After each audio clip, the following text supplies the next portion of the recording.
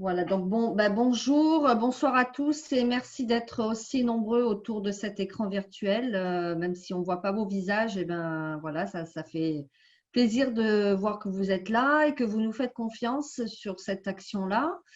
Donc je me présente, je suis Michèle Vella, je travaille au bureau information jeunesse qui est situé à Nice, au 6 avenue Félix-Faure, à proximité du lycée Masséna, pour ceux qui connaissent. L'objectif principal de notre association, c'est d'informer, on va dire, tout public, mais particulièrement un public de jeunes avec un cœur de cible de 16 à 30 ans, sur un peu tous les sujets qui peuvent intéresser les jeunes, en passant donc de tout ce qui est études, métiers, emploi, formation, mobilité internationale, si vous avez une intention un jour de partir à l'étranger dans le cadre d'un stage, d'un emploi ou uniquement pour passer des vacances. Voilà. Également tout ce qui concerne le logement étudiant. Notre association est ouverte du mardi au vendredi, on va dire. Donc, en allant sur notre site internet, vous allez avoir toutes les informations pratiques. Les services que nous rendons sont également gratuits. Il n'y a pas d'inscription à faire chez nous.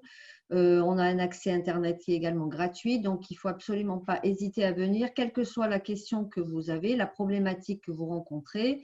Et même si vous n'en rencontrez pas et qu'un jour vous passez devant et que vous avez envie de rentrer, de vous asseoir sur notre canapé qui est super confortable, eh ben, c'est avec plaisir qu'on vous accueillera et on vous offrira même un café si vous le souhaitez. Voilà, donc pas hésiter, 6 avenue Félix-Faure, sur le site internet et sur nos réseaux sociaux et la chaîne euh, YouTube, il y a également beaucoup de choses. Je vais laisser Cécile, qui est la responsable communication de notre association, vous parler un petit peu de ces sujets-là. Bonsoir à tous et à toutes. Oui, merci beaucoup d'être aussi nombreux présents à cette première, quelque part, en fait, sur Zoom. Oui, donc je travaille avec Michel donc, au bureau information jeunesse de Nice, qui s'appelle l'association aussi Cap Jeunesse Côte d'Azur. Donc effectivement, vous nous retrouvez aussi avenue Félix Faure, mais du coup, étant donné que je suis la chargée de com et que je passe beaucoup de temps sur les réseaux sociaux, vous nous retrouvez aussi beaucoup sur les réseaux sociaux, sur le site internet, moi en particulier. Donc si vous avez des questions que vous ne pouvez pas, avec les normes sanitaires, on sait ce que c'est en ce moment, que vous n'avez pas la possibilité de passer, même si ça sera un plaisir de vous voir, même masqué, n'hésitez pas à aller sur nos réseaux sociaux. On a Facebook, Twitter, Insta, LinkedIn et donc YouTube là ces derniers temps, avec du contenu spécifique créé pour vous, en gros, pour notre public. Voilà, n'hésitez pas à aller faire un tour et n'hésitez pas à nous poser toutes les questions que vous avez à poser, que vous poseriez potentiellement dans les locaux, mais que là, vous ne pouvez pas forcément. Donc voilà, il ne faut pas hésiter à venir nous voir, quelle que soit la façon dont vous nous voyez. Et donc, Voilà.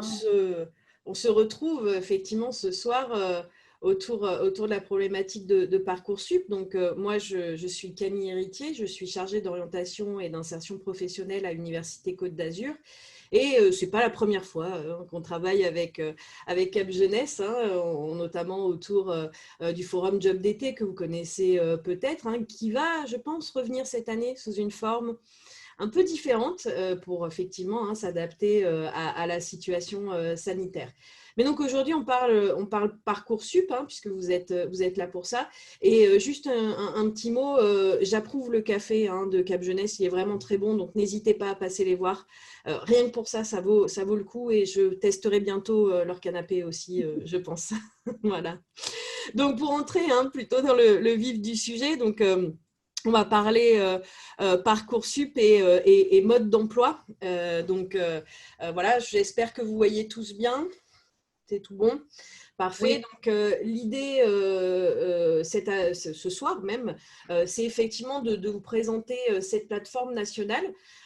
Comment est-ce qu'elle fonctionne, ses différentes dates clés. Vous accompagner aussi pour compléter votre dossier, donc ce qu'il ne faut pas oublier. J'ai vu qu'il y avait des questions, où est-ce que je peux mettre des attestations, des choses comme ça, donc ça on y reviendra. Je vais vous donner aussi des conseils pour le projet de formation motivée et enfin donc toute une série d'informations, contacts sur Parcoursup.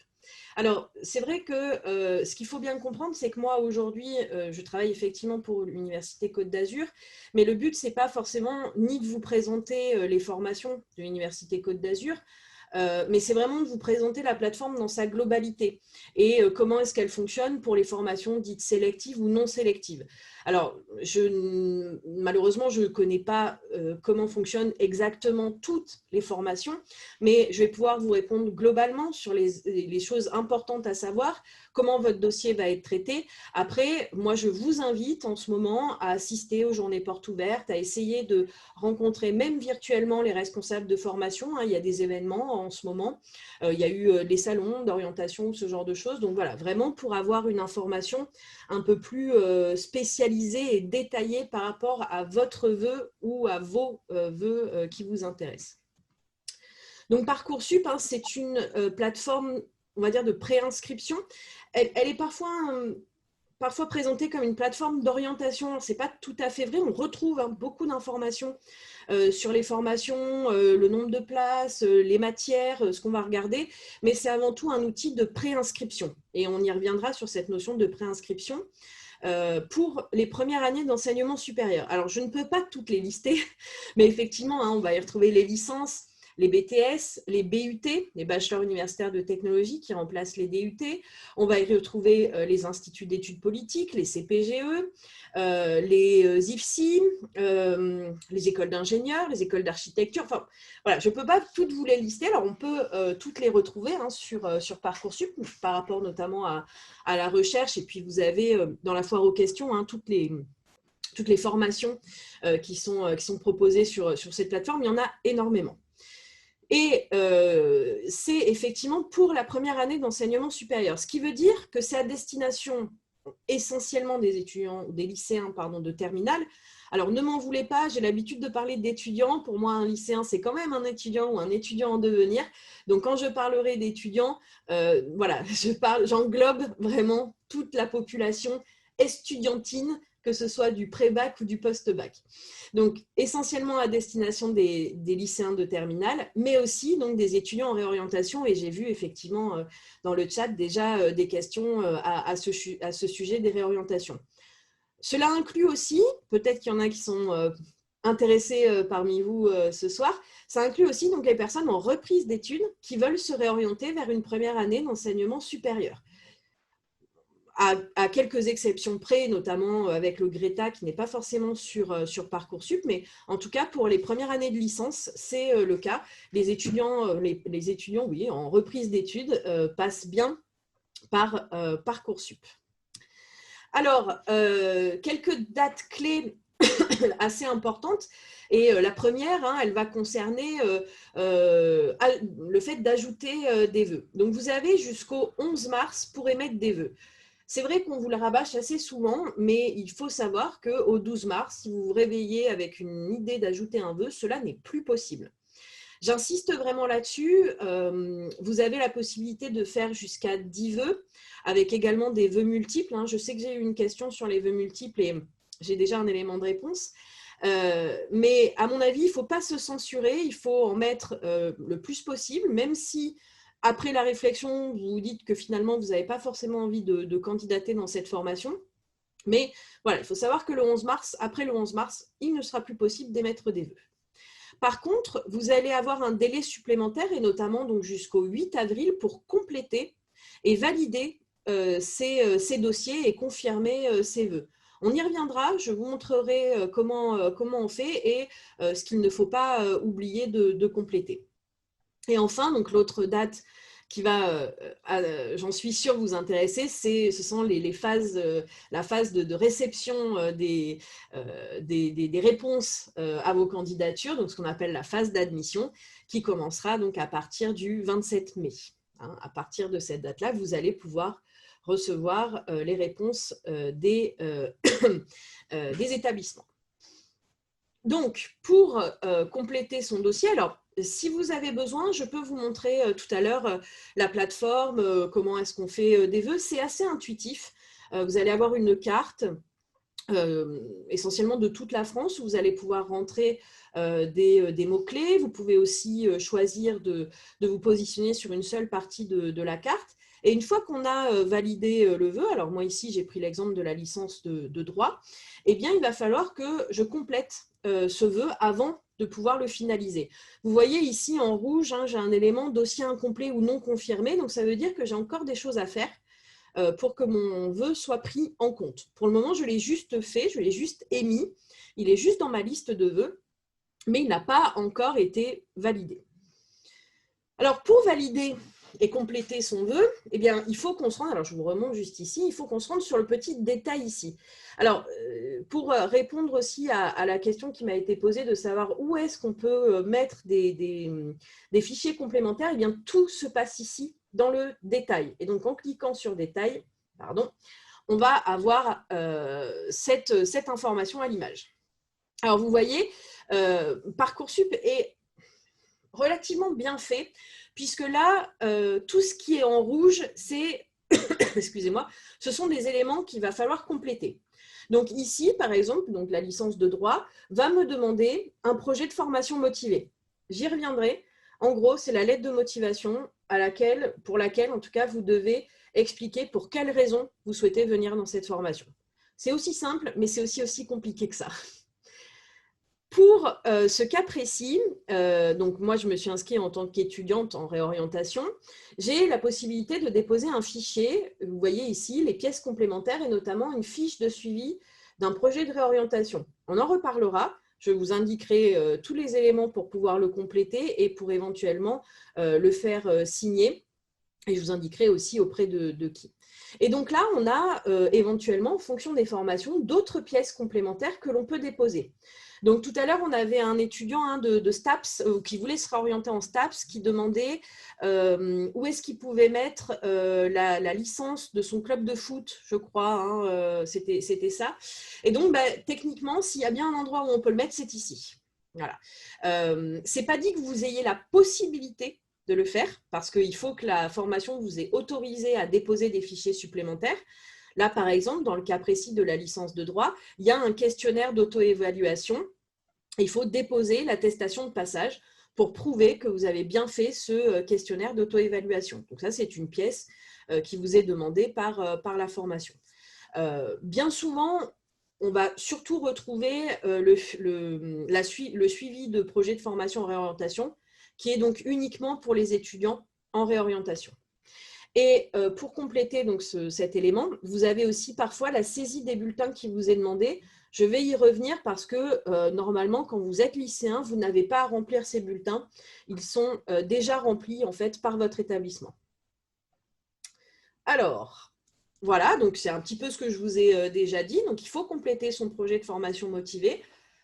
1500 caractères espace compris, c'est très court. Je vais vous donner des conseils pour être plus percutant possible et aller directement à l'essentiel, parce que 1500 caractères espace compris, ça équivaut à peu près à un quart de page A4. Donc, vous voyez, c'est très, très court. Donc, si besoin, on complète ces bulletins de notes, mais normalement, ce n'est pas le cas pour les lycéens, donc plutôt pour les étudiants en réorientation ou éventuellement en reprise d'études. Pour pouvoir valider le vœu, il faut aussi compléter ma préférence. Alors ça, vous inquiétez pas, quand vous allez vous voir valider que vous n'avez pas rempli ma préférence, Parcoursup va vous prévenir et va vous dire « vous devez compléter ma préférence ». Ma préférence, c'est une indication pour le rectorat si jamais vous n'êtes pas admis en formation. C'est une information qui n'est pas transmise aux établissements, c'est uniquement pour le rectorat le moment venu si besoin. Donc, on vous demande de le faire. Il n'y a pas besoin de s'étendre largement dessus. Vous pouvez expliquer que vous avez envie de rejoindre cette formation dans cette ville parce que vous ne pouvez pas forcément bouger ou ce genre d'éléments. Et enfin, donc, je vous ai parlé de l'attestation de réorientation qui n'est pas obligatoire, qui est un élément supplémentaire au dossier, qui est uniquement donc, pour les étudiants en réorientation et qui viendra remplacer la fiche à venir qui est, elle, pour les lycéens. Si vous désirez compléter cette fiche cette attestation de réorientation, cette suivi hein, de réorientation, vous pouvez la transmettre au CIO dans une mission locale auprès des services universitaires d'orientation, donc nous par exemple, et à la fin de mon exposé, je vous indiquerai justement nos coordonnées hein, si vous désirez compléter cette attestation. Alors après, voilà, c'est une attestation où en fait, nous, on reprend les éléments que vous nous indiquez et simplement, voilà, on atteste si vous êtes venu en rendez-vous, si on a discuté avec vous votre projet, voilà, un peu de votre sérieux ou du sérieux de votre réorientation. Ce n'est pas une attestation magique, hein, ce n'est pas parce que vous allez la mettre que forcément vous allez être accepté, c'est juste un plus dans le dossier. Alors, le projet de formation motivée, c'est souvent une pièce qui est parfois un petit peu négligée par les candidats en réorientation ou juste en orientation, parce que souvent on entend qu'elle n'est pas lue, que ça ne sert à rien. Alors, on y reviendra hein, sur cette question lue, pas lue, et finalement aussi savoir à quoi elle sert. Mais moi, je vous invite vraiment à la remplir avec beaucoup de sérieux, parce que c'est vraiment un élément qui peut être très important en fonction des formations dans lesquelles vous allez candidater. Et parfois, c'est vraiment ce qui peut faire la différence entre plusieurs candidats. Donc, ce serait dommage de passer à côté de la formation de vos rêves, tout simplement parce qu'à un moment donné, il y a une petite flemme ou voilà, on ne savait pas trop quoi écrire. Donc, l'idée pour nous, quand on va recevoir, alors nous, côté établissement, hein, ça va être de comprendre pour quelles raisons vous voulez venir dans notre formation. Qu'est-ce qui va vous intéresser? Est-ce que vous êtes un petit peu projeté au-delà de la formation? Est-ce qu'il y a une cohérence hein, entre ce projet et la formation que vous visez? Pour vous, hein, ça va être de permettre aussi de qualifier en termes de qualité l'intérêt que vous pouvez avoir pour une formation. Et on y reviendra, mais un des conseils qu'on peut vous donner, c'est de mettre du personnel dans cette lettre, de vraiment expliquer les choses par rapport à vous. Il vaut mieux faire une lettre un petit peu peut-être maladroite, plutôt que d'aller chercher quelque chose sur Internet où on sait, où on sent que ce n'est pas vous qui l'avez rédigé. Alors, je vois qu'il y a pas mal de commentaires. Peut-être qu'il y a des questions liées à ça. Alors, je vais vous laisser regarder en attendant, je vais continuer. Donc, voilà, la question, hein, vraiment, s'il y a une réponse qu'il faut apporter dans ce projet de formation motivée, c'est pour quelles raisons vous souhaitez intégrer cette formation. Qu'est-ce qui va faire que vous avez envie de rejoindre ce BTS, ce BUT, cette licence, cette classe prépa, par exemple. Hein, l'idée, ça va être effectivement d'essayer d'illustrer vos propos, de mettre du concret, de mettre, pourquoi pas, des qualités en avant. Le problème des qualités, quand on les met en avant, c'est qu'on oublie toujours qu'une qualité, c'est dans un contexte. Hein, si je suis quelqu'un de persévérant, ça peut être une qualité comme un défaut. Donc, argumenter, justifier, illustrer. Et donc, vous voyez, 1500 caractères, on ne va pas en mettre 150. Hein, des qualités, on va essayer de se cantonner à une, voire deux, hein, qu'on va pouvoir peut-être un peu plus développer. Si vous avez des expériences, vous pouvez en parler dans votre projet de formation motivée. Sachez aussi qu'il y a une partie hein, dans Parcoursup où on vous demande vos expériences, vos activités, vos engagements associatifs aussi, pourquoi pas. Alors, on a l'engagement sportif hein, qui doit être aussi dans les centres d'intérêt ou ce genre de choses. Donc, c'est là aussi qu'on va pouvoir indiquer des éléments. Et notamment, voilà, on aura, nous, accès hein, à cette partie aussi en tant qu'établissement. Donc, voilà, si vous ne voulez pas forcément développer ici toutes vos expériences, tout ce qu'il y a à développer, vous ne pouvez parler que de l'essentiel et éventuellement renvoyer à cette partie du dossier auquel on a aussi accès. Alors, quand on est… Camille, est-ce qu'on te donne les questions là ou pas? Alors, s'il y a des questions sur le projet de formation motivée, aucun problème, allez-y. D'accord, non, c'est pas là-dessus justement. Ah. Parce qu'après, il va falloir qu'on les retrouve, c'est ça, parce qu'il y a des questions. Moi, je n'y vois aucun intérêt, pardon, je vois aucun problème à avoir des questions à ce moment-là. C'est comme vous le sentez, sachant que voilà, je vais aborder après effectivement d'autres thématiques. Donc, vraiment, c'est comme vous le sentez. Je pense que la dernière question, tu ne l'aborderas pas forcément, donc peut-être répondre de suite. C'est pour valider mes vœux sur Parcoursup, faut-il avoir un compte? Ah oui, c'est la première des choses. Il faut absolument vous créer un compte. Alors, c'est vrai que je n'ai pas forcément pensé à vous le dire, et notamment pour les étudiants en réorientation, c'est une question qui revient très souvent en disant ben, est-ce que je reprends mes codes de l'année dernière? Donc non, vous ne reprenez pas vos codes de l'année dernière, vous devez vous recréer un nouveau compte. Par contre, Parcoursup est assez bien fait, puisqu'il va reconnaître en fait votre adresse mail et vous proposer notamment de récupérer un certain nombre d'éléments.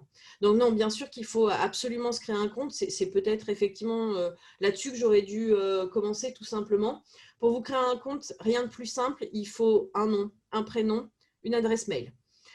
Pour les lycéens et pour les titulaires du baccalauréat, on peut vous demander un INE, l'identifiant national étudiant. Vous les trouverez sur votre convocation du baccalauréat ou alors pour les étudiants qui ont déjà leur baccalauréat sur les relevés de notes. Si vous n'en avez pas ou si vous ne le retrouvez pas, ce n'est pas bloquant au début puisque vous pouvez cocher le fait que vous n'ayez pas d'INE.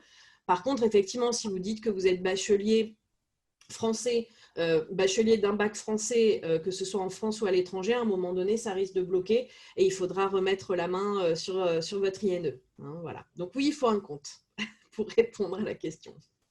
Il y a deux questions, dont une qui pourrait rebondir sur ce que tu dis. Je suis en deuxième année de licence, j'aimerais me réorienter. Quelles sont les démarches à faire sur Parcoursup?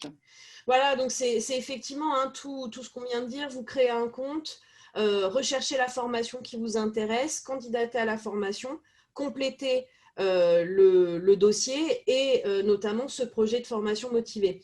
Quand on est en réorientation, alors on a aussi souvent cette question hein, qui nous est posée, c'est voilà, mais je suis plus prioritaire. Il n'y a pas de question de priorité dans Parcoursup. C'est-à-dire qu'on ne va pas privilégier les baccalauréats de cette année. Hein, on va vraiment regarder vos dossiers dans la globalité et je vais y revenir juste après, justement, sur ce qu'on va regarder. Donc, vous avez presque autant de chances que les autres de pouvoir intégrer une formation.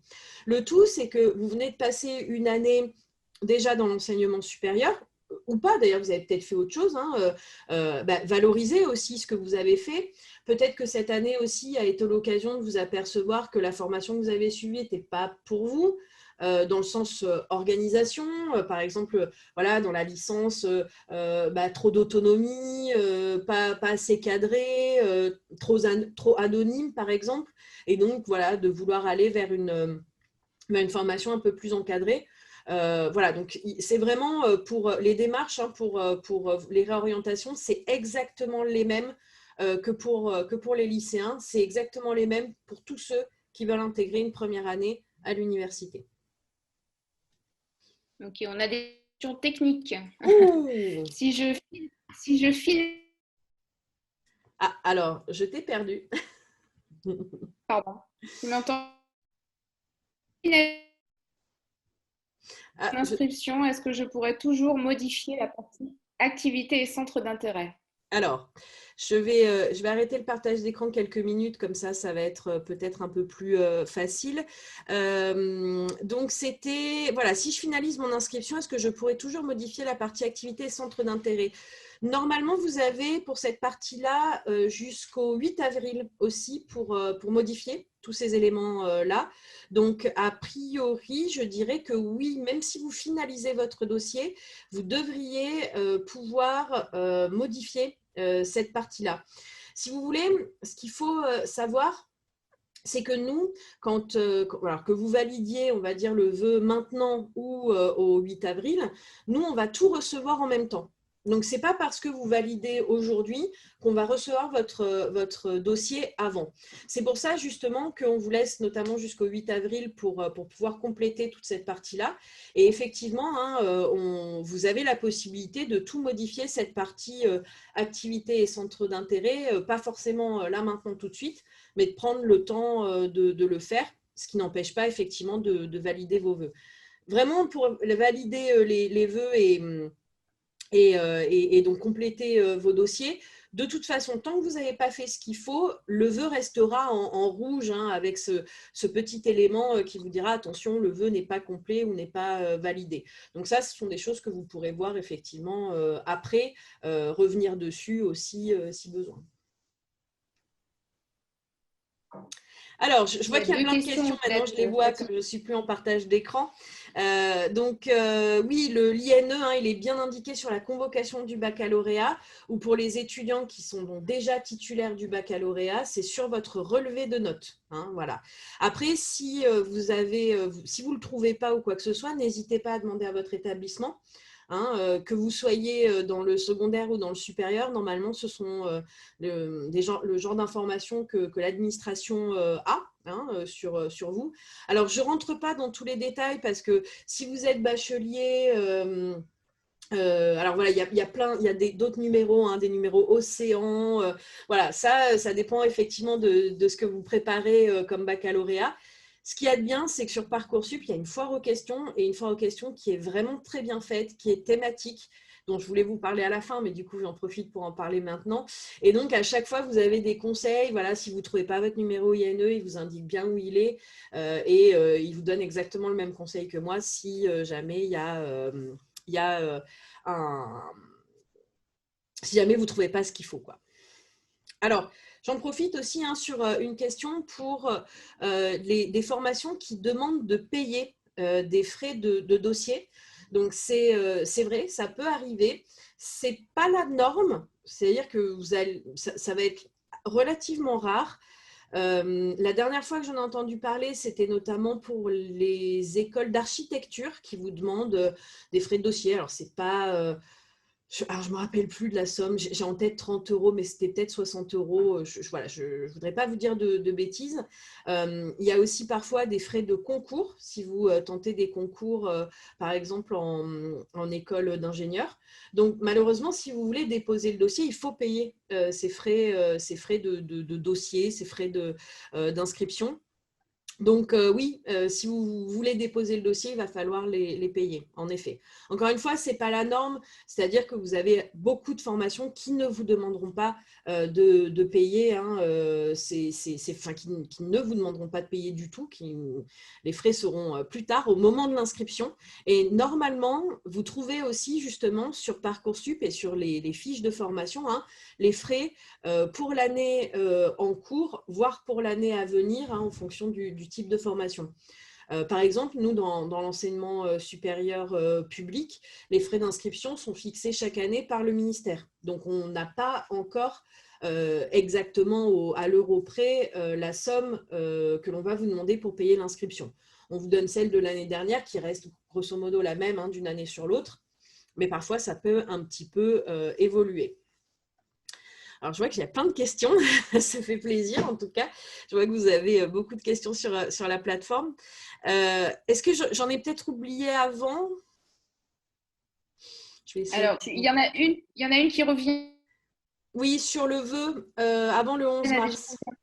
Voilà. Alors non, non. Oui, c'est ça. Voilà. Oui. Donc non, le 11 mars, c'est ce que j'expliquais au début, peut-être qu'effectivement vous n'étiez pas là, mais je vais le repréciser. Le 11 mars, c'est la date limite pour émettre des vœux. Par contre, vous avez jusqu'au 8 avril pour compléter et valider vos vœux. Donc votre lettre de motivation, elle ne doit pas être finalisée pour le 11 mars, elle doit être finalisée pour le 8 avril. Voilà. Ce qui peut vous laisser du temps pour revenir dessus, pour la faire lire, pour la retravailler si besoin. Donc, il n'y a pas une urgence absolue à le faire là dans le mois qui arrive. Il ne faudra pas oublier de le faire. Ça, par contre, c'est important. Mais par contre, voilà, le 11 mars, c'est vraiment avoir ma liste de vœux finalisée dans le sens où je ne pourrais pas en rajouter et donc dire voilà les formations dans lesquelles je vais poser ma candidature. Ensuite, vous pouvez prendre le temps donc de bien compléter tous ces dossiers-là avec le projet de formation motivée, avec la partie activité, centre d'intérêt. Et aussi, éventuellement, tous les dossiers, toutes les pièces complémentaires qu'on vous demande. J'ai parlé de la fiche de réorientation, éventuellement des questionnaires d'auto-évaluation pour certaines formations. Des niveaux de langue aussi parfois. Alors, je vous rassure, c'est plutôt pour des niveaux de langue en français pour des étudiants qui ne seraient pas francophones ou qui n'auraient pas suivi leur scolarité dans un pays francophone. Voilà. Ça, vous avez aussi des délais pour les déposer. Alors, je vois aussi Fatou qui dit qu'elle est italienne. Est-ce qu'elle doit traduire ses bulletins scolaires? Alors, je vais répondre globalement. Je vous conseille de les faire traduire, mais vous n'aurez pas besoin de traduction pour Parcoursup. Pourquoi? Parce que tout simplement, on ne va pas vous demander entre guillemets, de les injecter, on ne va pas vous demander de les mettre dans votre vœu. Vous allez avoir une partie sur Parcoursup où vous allez pouvoir remplir ces bulletins vous-même et donc de dire en mathématiques, j'ai eu tant, en lettres, j'ai eu tant, en sciences, j'ai eu tant. Ce qu'il faut déjà bien savoir, c'est que vous allez avoir un message d'avertissement vous indiquant que toute fausse information, c'est illégal et vous allez avoir tous les rappels à la loi possibles et inimaginables et notamment vous pouvez encourir, je crois, des peines de prison si jamais les informations que vous notez ne sont pas vraies. D'accord ? Il peut y avoir éventuellement des vérifications. Donc, pour répondre à votre question précisément, pour Parcoursup, vous n'avez pas besoin de faire traduire vos notes puisque c'est vous qui allez potentiellement les rentrer vous-même. Par contre, le conseil que je peux vous donner, parce qu'on ne sait jamais ce qui peut se passer après, et surtout parce que le relevé des notes du bac, c'est un document qu'on va vous demander très souvent dans votre scolarité, et notamment au moment des candidatures. Alors là, je parle pour l'université, mais au niveau des masters. Moi, le conseil que je peux vous donner, c'est de le faire traduire par un traducteur assermenté, parce que ça vous servira, quoi qu'il arrive, dans votre formation. Mais pas besoin pour Parcoursup maintenant tout de suite. Je suis lancée, je réponds aux questions, je les vois, et puis on reviendra après. La question d'Eden, ça fait 2 fois qu'il la pose. D'accord. Donc, ai-je besoin de faire mes vœux sur Parcoursup si je présente ma candidature uniquement à des établissements privés? Alors, et vous parlez donc des Gobelins, de l'ESMA, je pense que ça se prononce comme ça. Alors, ce qu'il faut savoir, c'est qu'effectivement, il y a des formations qui ne sont toujours pas sur Parcoursup et pour lesquelles vous n'avez effectivement pas besoin de passer par Parcoursup pour vous inscrire. Je ne sais pas si c'est le cas des Gobelins, par exemple, peut-être que vous le savez mieux que moi. Donc, rien ne vous oblige à émettre des vœux sur Parcoursup. Moi, je pars toujours du principe qu'on ne sait jamais ce qui va se passer dans la vie et que ces formations, et surtout en parlant des Gobelins, c'est très réputé, c'est très renommé et c'est aussi très difficile d'accès. Donc, rien ne garantit que vous ayez une place dans ces écoles, que ce soit par Parcoursup ou pas Parcoursup d'ailleurs.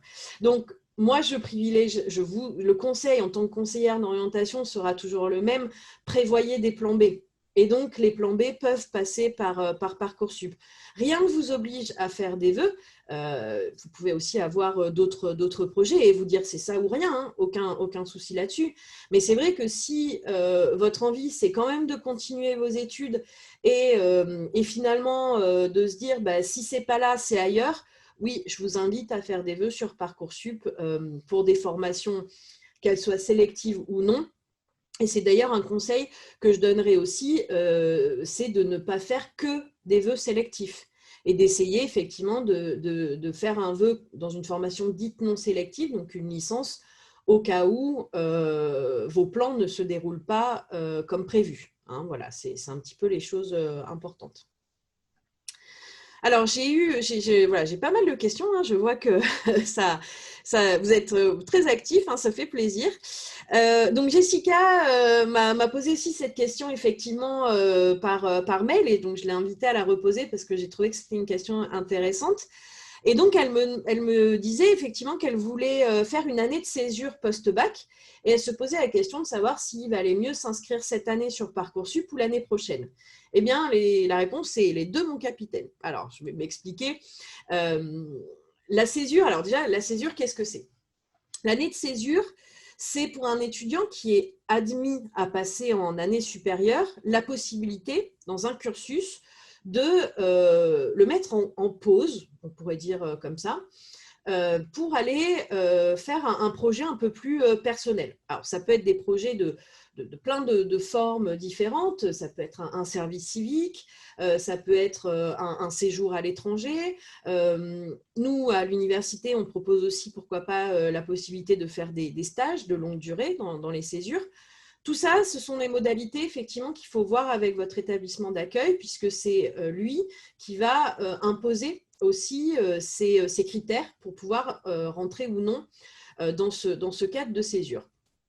Quand vous faites une demande sur Parcoursup, vous avez à un moment donné, alors je vous avouerai que de mémoire, là, je ne sais plus où on peut le trouver, mais vous avez la possibilité d'indiquer que vous souhaitez effectuer une année de césure.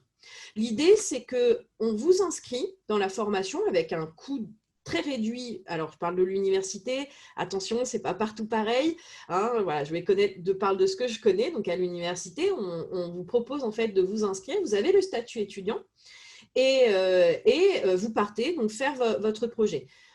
Il ne faudra pas oublier, hein, Jessica, en fonction de là où vous êtes, hein, de bien voir avec l'établissement d'accueil parce qu'il y a une procédure à suivre. Hein, je vous parle de l'université, là encore, de ce que je connais. Il faudra vous renseigner si ce n'est pas à l'université, si c'est dans le cadre d'un BTS ou autre chose. Nous, on vous demande de remplir un petit dossier qu'il faut rendre avant le 15 septembre environ pour nous expliquer votre projet et pour qu'on puisse donc vous inscrire sous cette modalité de césure. Donc, l'idée, c'est que vous partez et l'année prochaine, on vous garde une place dans la formation dans laquelle vous avez été accepté.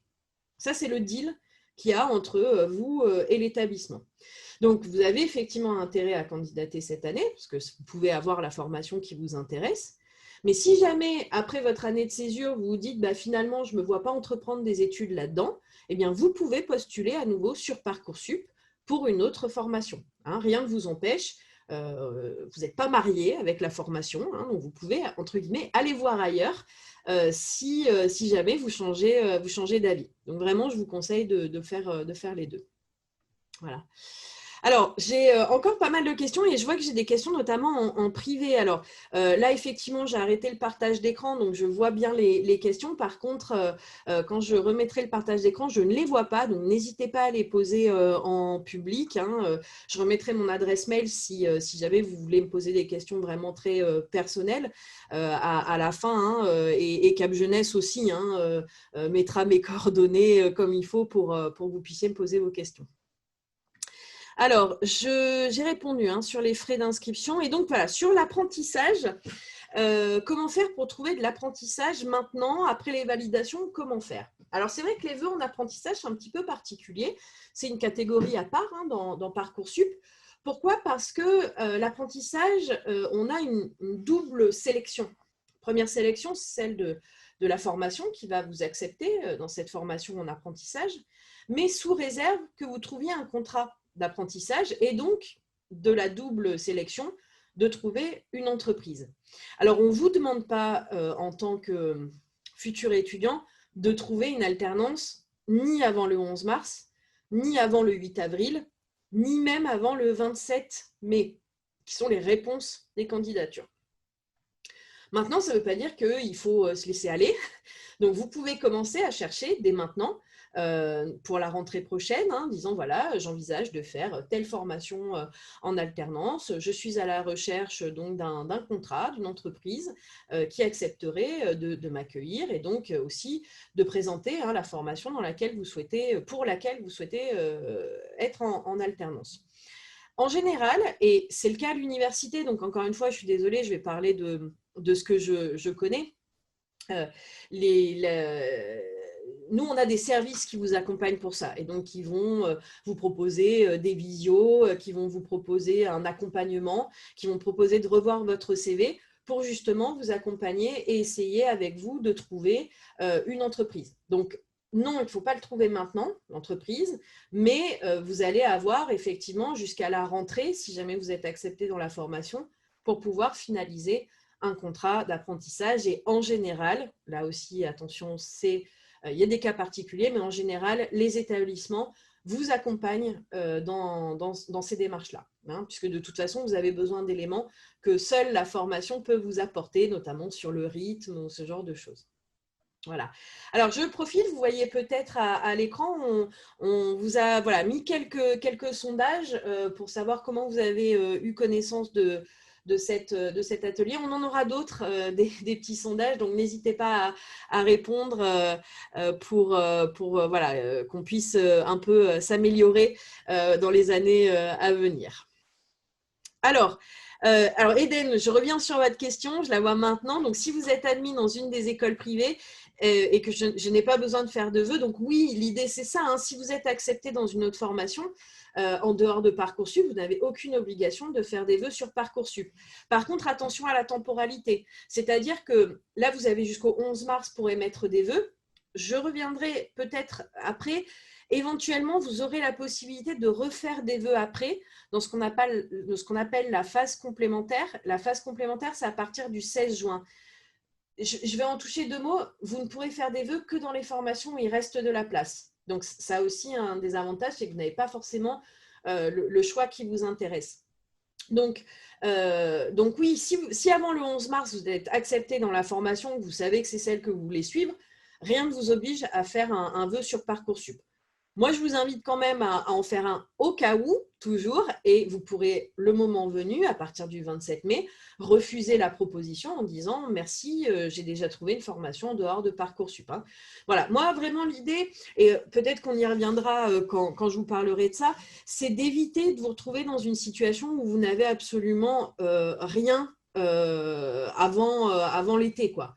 Voilà, et donc, pour éviter de rien avoir, on anticipe et effectivement, on fait des vœux sur différents types de formations, sur éventuellement différents supports. Hein. Parcoursup en est un et le plus connu et celui où il y a la majorité de formations.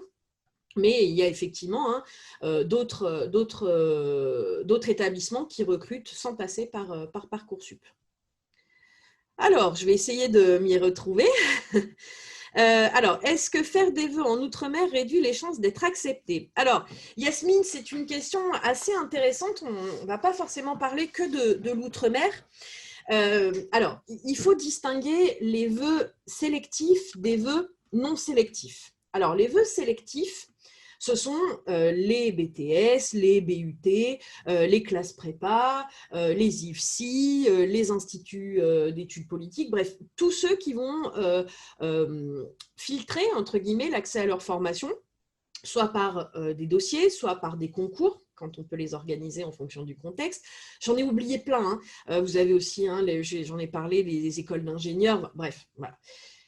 On va les distinguer des vœux dits non sélectifs, et là, pour le coup, il n'y en a pas 150, ce sont généralement des licences. Pour les formations non sélectives, vous avez, je vais vous le remontrer parce qu'effectivement, je ne l'ai pas précisé tout à l'heure et c'est quand même assez intéressant. Vous avez ici un élément qui indique que vous êtes du secteur. C'est-à-dire que quand vous allez émettre votre vœu sur un vœu donc non sélectif, on va vous dire si vous faites partie du secteur de la formation. C'est un secteur géographique qui en général est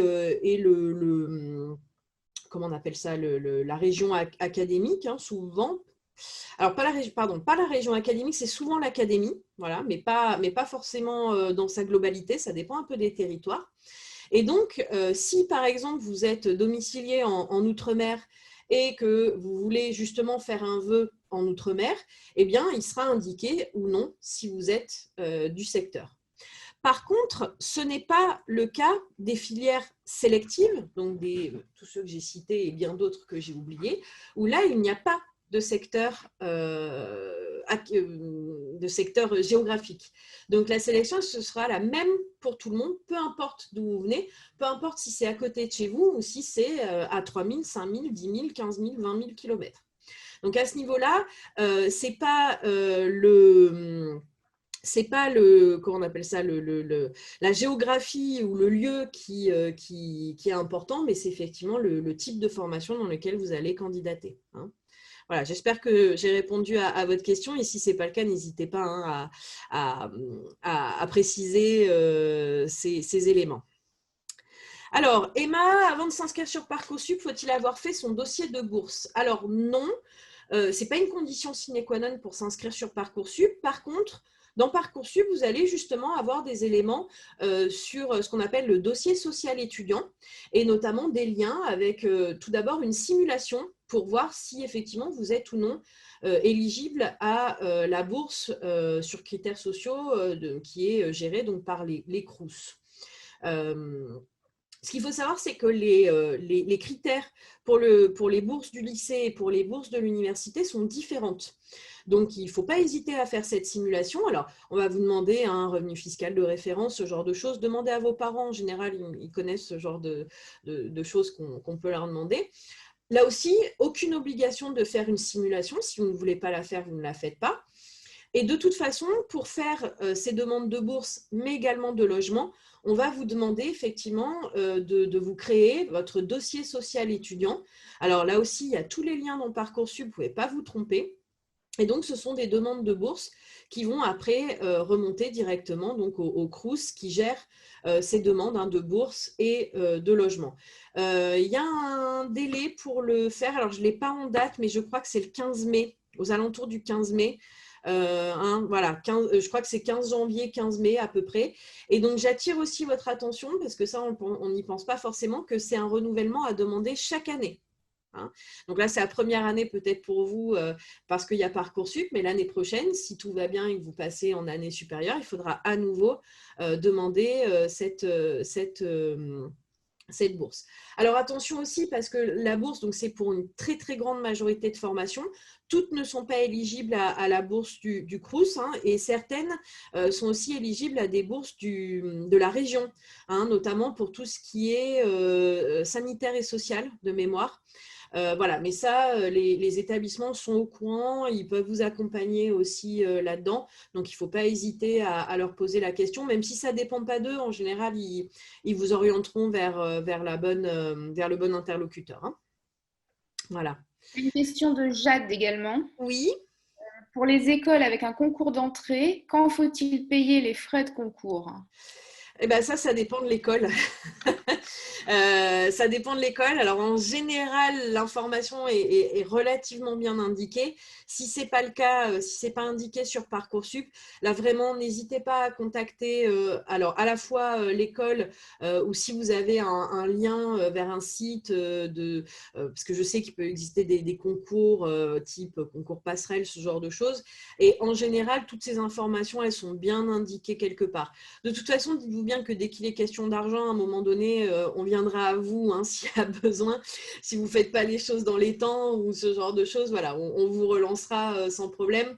Voilà. Mais en général, c'est relativement bien indiqué. Par contre, je suis désolée, je ne peux pas vous répondre précisément parce que c'est vraiment pas quelque chose auquel je suis confrontée au quotidien. Voilà. Désolée de ne pas avoir de réponse un peu plus précise. Alors, j'ai peut-être loupé des questions. Il y avait Alors, sur l'apprentissage, j'en ai déjà répondu à certains, mais peut-être pas à tous. Et notamment, voilà, sur les conseils, comment faire. Voilà, à l'occasion, on pourra en discuter avec Cap Jeunesse et on pourra peut-être vous proposer quelque chose de plus détaillé sur l'apprentissage, sachant que je ne suis pas forcément la meilleure personne, même si, bien sûr, j'aide régulièrement des étudiants à rechercher des contrats. Mais voilà, vraiment l'idée, c'est essayer de contacter les établissements qui proposent ce genre de choses. Alors, ne regardez pas forcément que sur Parcoursup, les sites internet des établissements sont bien faits. Je pense par exemple, nous, à l'IUT, on a un service qui s'occupe vraiment de ça, de l'apprentissage et qui vous aide là-dedans. Donc voilà, vraiment, je ne peux pas vous donner de conseils généralistes, si ce n'est voilà, de ne pas hésiter à vous faire accompagner. Ça peut être aussi donc, par les services d'orientation, ça peut être aussi par les missions locales.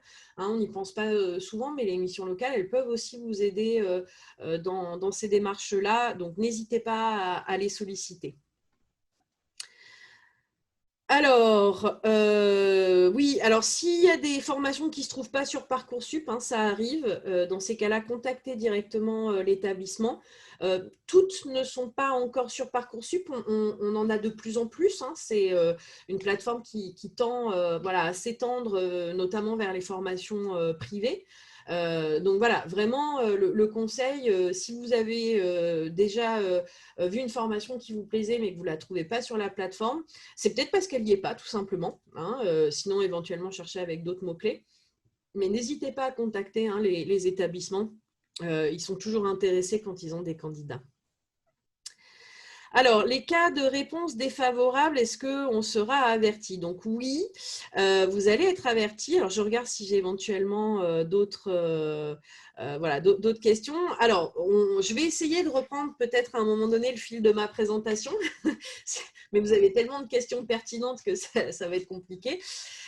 Donc voilà, on met un peu la charrue avant les bœufs, mais oui, quoi qu'il arrive, vous serez averti des réponses des formations.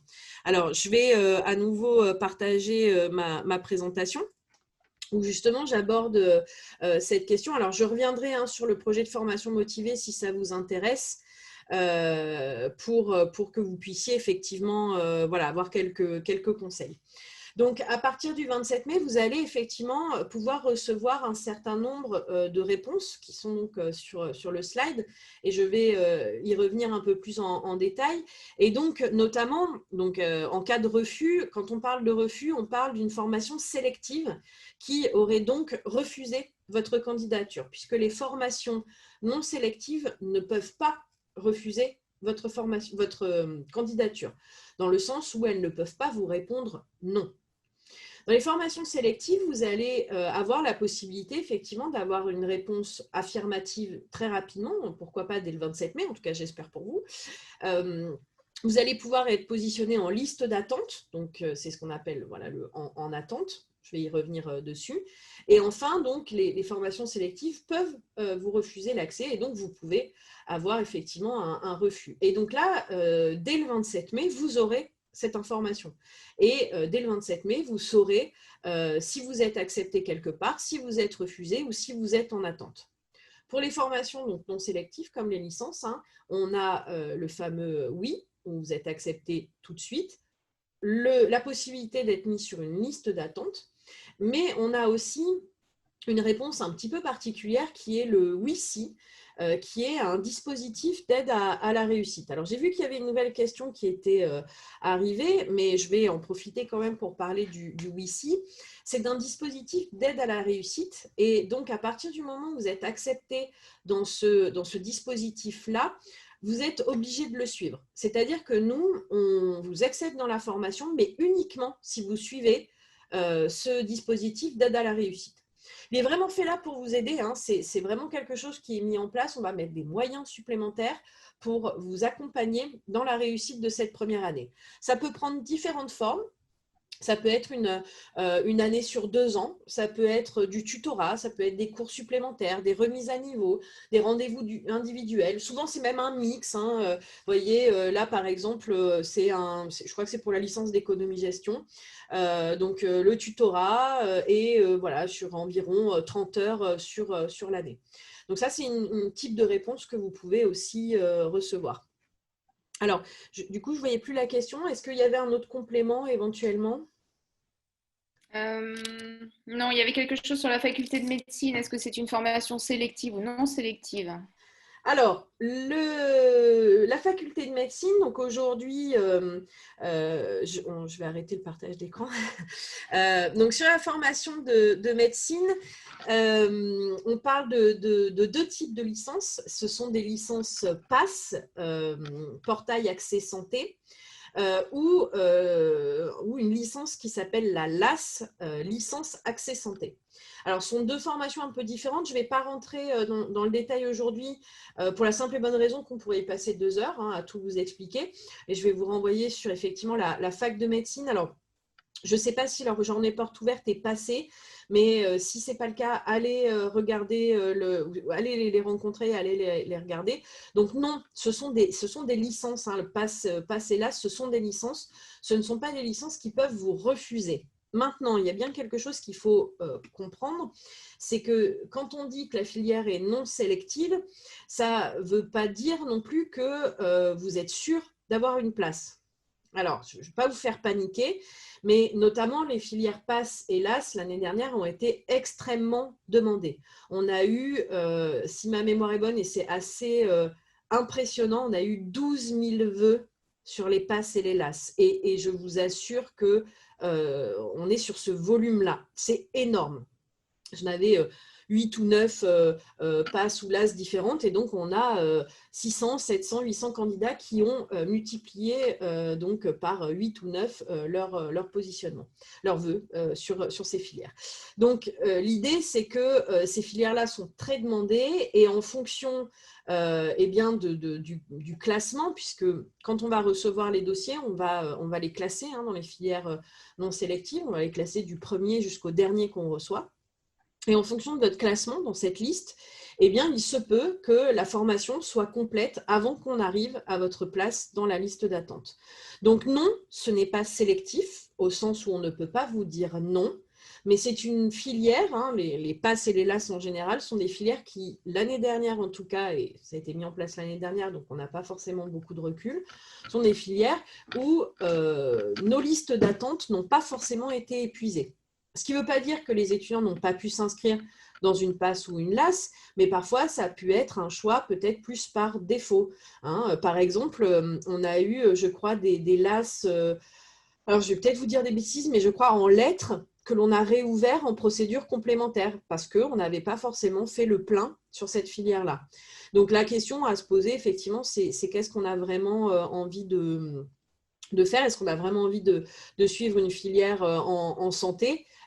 Et entre guillemets, alors à quel prix, ce n'est pas forcément le bon terme, mais voilà, est-ce qu'on a vraiment envie d'y aller? Et donc, est-ce qu'on est prêt à aller dans des filières peut-être un peu plus littéraires, où il y a peut-être un peu moins de demandes, ce genre de choses. Alors, je réponds aussi à Armel qui demandait pour l'application. Donc, en fait, oui, il n'y a pas d'application pour faire des vœux, pour émettre des vœux. Par contre, je crois que les dernières années, ils en avaient créé une pour les réponses. Quand vous aviez les réponses de candidature, j'en mettrai pas ma main à couper pour l'année dernière. Mais là aussi, attendez un peu la fin, je vais vous donner quelques indications et notamment de les suivre sur les réseaux sociaux. Et en général, ils vous disent tout ce genre de choses quand il y a des applications, quand elles sortent, tout ce genre de choses, quoi. Fatou, pour répondre à votre question sur les bourses, j'en ai pas la moindre idée quand on vient d'un lycée étranger. Je crois qu'on est vraiment sur des critères sociaux. Je ne suis pas sûre qu'on soit sur des critères de nationalité, mais j'en mettrai pas ma main à couper. Donc, je vous invite à regarder le dossier social étudiant du Crous, parce que là, vous trouverez à un moment donné l'information. Voilà, je ne voudrais pas vous dire de bêtises par rapport à tout ça. Alors, je crois que j'ai épuisé les questions pour le moment. Alors, sais pas, excuse-moi, tu avais répondu à celle de Vanessa sur… Ah, peut-être pas. En cas de réponse défavorable, sommes-nous tout de même avertis? Oui. Ou bien les formations qui nous sont favorables, voilà, on nous en fait un retour. Donc, en fait, c'est toi qui ne suis pas. Oui, j'ai répondu. J'ai répondu tout à l'heure. Voilà, j'ai répondu tout à l'heure, effectivement, pour vous dire que dès le 27 mai, vous pouvez en effet avoir les réponses et que ces réponses peuvent être négatives si on est sur une formation sélective. Donc, on ne vous laisse pas dans le flou. Le seul flou dans lequel on peut vous laisser, c'est sur la liste d'attente. On pourra y revenir. Mais en tout cas, que vous soyez accepté ou refusé, on vous donne cette information. On ne vous laisse pas… complètement dans le vague à partir du 27 mai. Alors là, il y a une question, c'est sûr que tu ne l'as pas eu. Ah Y a-t-il une durée limite à l'option à choisir? Je ne sais pas le nom. Lorsque nous voulons assurer un vœu pour ne pas le perdre, mais que nous voulons quand même essayer d'obtenir notre vœu principal sur lequel nous sommes en liste d'attente. Alors, je traduis la question qui est de dire… voilà, si je reçois des réponses, des propositions d'admission, mais que je n'ai pas celle qui m'intéresse, ou que j'en reçoive ou que j'en reçoive pas d'ailleurs. Alors, ce qu'il faut savoir, effectivement, si le 27 mai, vous recevez plusieurs propositions d'admission, vous ne pouvez en accepter qu'une seule. Ça, vous pourrez vous inscrire que dans une seule formation à la rentrée, donc on ne vous propose pas d'en accepter plusieurs. Ce qui veut dire que quand vous acceptez une proposition, vous renoncez de fait aux autres propositions pour lesquelles vous avez eu une réponse positive. Par contre, vous avez la possibilité de maintenir vos vœux en attente pour une ou plusieurs formations qui pourraient vous intéresser davantage. Donc, ça veut dire qu'admettons, vous êtes pris dans un BTS, mais que votre vœu de cœur, c'est une CPGE, une classe prépa aux grandes écoles, que vous êtes encore en attente, vous avez la possibilité de valider le BTS en disant bon, bah, c'est mieux que rien, même si ce n'est pas forcément ce que je veux faire en priorité, bah, j'ai quand même une place quelque part. Par contre, quand vous allez valider, Parcoursup va vous demander si vous voulez garder des vœux en attente. Et donc, vous aurez la possibilité de cocher en disant je veux conserver mon vœu là, là ou là. Et à chaque fois que vous aurez une nouvelle proposition de candidature, de proposition d'admission, il faudra répéter ce maintien, préciser à chaque fois lequel, sauf si bien sûr vous avez le vœu qui vous intéresse. Voilà, je pense que c'était ça la question. Si ce n'était pas ça la question, n'hésitez pas à me le préciser, hein, j'y reviendrai. Et donc, ça me fait penser voilà, aussi à la suite. Ce que je voulais un petit peu aborder, alors, je suis désolée, hein, je ne maîtrise pas bien ma souris, mais voilà, ce qu'il faut savoir, c'est qu'au 27 mai, vous allez donc commencer à recevoir des propositions d'admission, et ces propositions d'admission, parfois il y a un côté un peu frustrant parce que on se retrouve en attente de partout. Alors, il ne faut pas s'inquiéter, les choses vont bouger assez rapidement. Voilà, souvent, alors je vais schématiser, hein, mais souvent les meilleurs candidats, ils sont acceptés dans plusieurs formations, ils ont donc un peu le choix, et ils vont rapidement libérer des places, hein. Comme on l'a dit tout à l'heure, si on a vraiment envie d'intégrer une formation pour laquelle on est accepté tout de suite, eh bien, de fait, ça va libérer des places puisqu'on va renoncer à tous ces autres vœux. Donc, les réponses vont arriver petit à petit, et vous voyez aussi que vous allez avoir un nombre réduit, entre guillemets, de jours pour pouvoir répondre. Alors, vous inquiétez pas, là, les J+4, J+2, même moi, j'y comprends pas toujours tout. Parcoursup vous indiquera jusqu'à quand vous pouvez répondre. Ça, c'est très bien fait. Quand vous aurez votre liste de vœux, vous aurez à un moment donné réponse avant le temps, et vous ne pouvez pas vous tromper. Hein. Vous ne pouvez pas passer à côté. Alors, la seule façon de passer à côté, c'est de ne pas aller voir les réponses. Mais je ne pense pas qu'on en soit à ce niveau-là. Donc, vraiment, il y a une date limite, il faut faire attention, mais vous n'avez pas besoin de la calculer vous-même puisque Parcoursup va vous dire quand vous devez y répondre. Donc, le 27 mai, malheureusement, de très nombreux candidats vont se retrouver sans doute beaucoup en liste d'attente, et ça peut un petit peu les stresser, hein, puisqu'on ne sait pas forcément voilà, quand est-ce qu'on va avoir une place qui va se libérer. Donc, j'ai dit tout à l'heure, hein, si on a plusieurs propositions d'admission, on fait un choix, et on peut aussi maintenir, si besoin, donc des vœux en attente.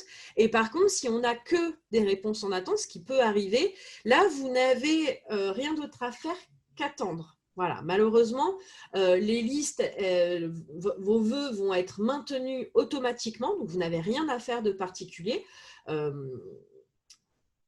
Alors, j'allais dire, vous pouvez renoncer. Ça n'a aucun intérêt de renoncer à un vœu sur lequel vous êtes en liste d'attente. Vraiment aucun intérêt. Et ce qu'il faut savoir, c'est que votre position sur la liste d'attente, elle sera indiquée en face de chaque vœu. Vous pourrez passer votre souris et vous aurez à un moment donné votre place dans la liste d'attente. Et ces places-là, elles vont évoluer chaque jour. Je profite de ce moment-là pour vous donner une petite info qui n'est pas forcément connue de tout le monde, c'est que Parcoursup se met à jour une seule fois par jour. C'est-à-dire que si vous allez le matin à 10 h et l'après-midi à 14 h, vous verrez exactement les mêmes informations. Donc, il n'y a pas besoin d'y retourner plusieurs fois par jour parce que Parcoursup ne bougera pas. Les informations, elles sont mises à jour en général, alors soit très tard dans la nuit, soit très tôt le matin, ça dépend comment on se positionne. Pour Cécile, c'est très très tôt le matin, par exemple. Et donc voilà, votre place ne va pas évoluer dans la journée, mais par contre, elle évoluera effectivement d'un jour à l'autre. Nous, en tant qu'établissement, on peut voir cette évolution, mais voilà, en général, ce n'est pas très, très pertinent, surtout qu'au début, vous allez gagner énormément de place dans la formation. Par contre, le seul truc, entre guillemets, c'est que vous ne pouvez pas savoir s'il reste de la place. J'entends par là, notamment pour les filières sélectives, pour lesquelles il y a un nombre de places assez réduit. Si vous voyez que votre place dans la liste d'attente n'évolue pas beaucoup, ou voire même plus du tout, c'est fort à parier que la formation est complète. Hein. Et donc là, malheureusement, vous pourrez rester sur liste d'attente pendant très, très, très longtemps. Peut-être eu des questions entre-temps? Non? Alors, le nouveau sondage, voilà, concernant la newsletter, n'hésitez pas à répondre.